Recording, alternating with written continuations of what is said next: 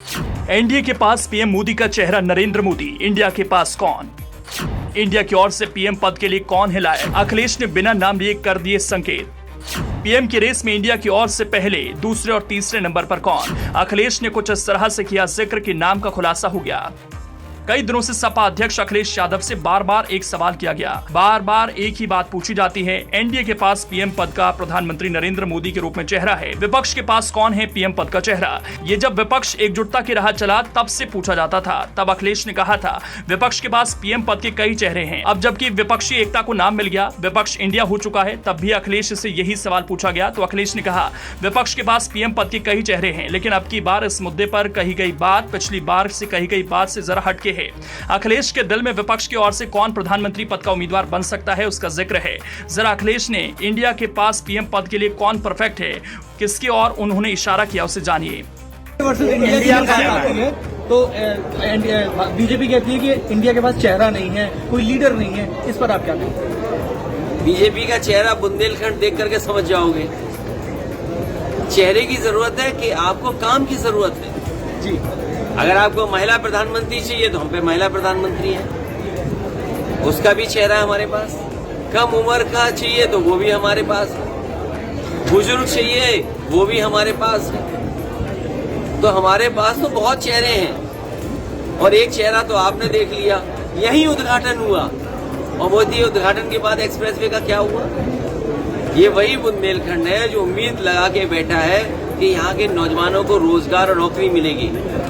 यहाँ के नौजवान, यहाँ का एक एक युवा इस बात का आकलन करेगा कि दिल्ली की 10 साल की सरकार और उत्तर प्रदेश की जब चुनाव होंगे तो 7 साल की सरकार ने उन्हें कितनी रोजगार, कितना काम दिया है और नौकरी कितनी मिली।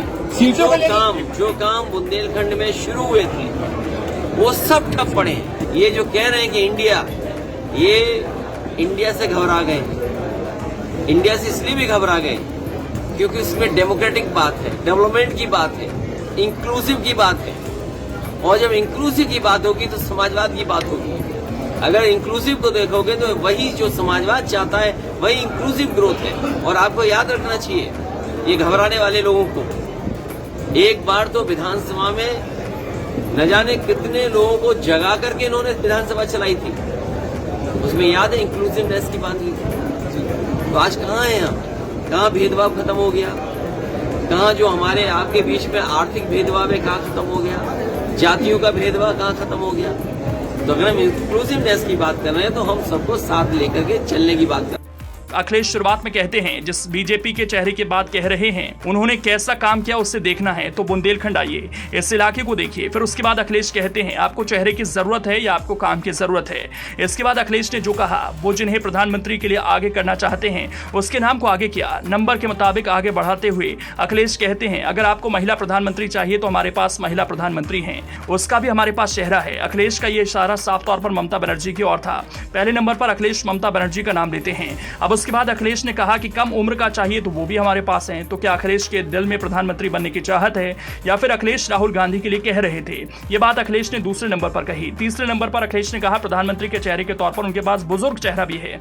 तो साफ है अखिलेश ने प्रधानमंत्री के नाम पर पहले पर ममता बनर्जी का नाम लिया, फिर उन्होंने अपना नाम उम्र के आधार पर लिया। साफ है अखिलेश के दिमाग में पीएम पद के लिए उम्मीदवारों के चेहरे तय हैं।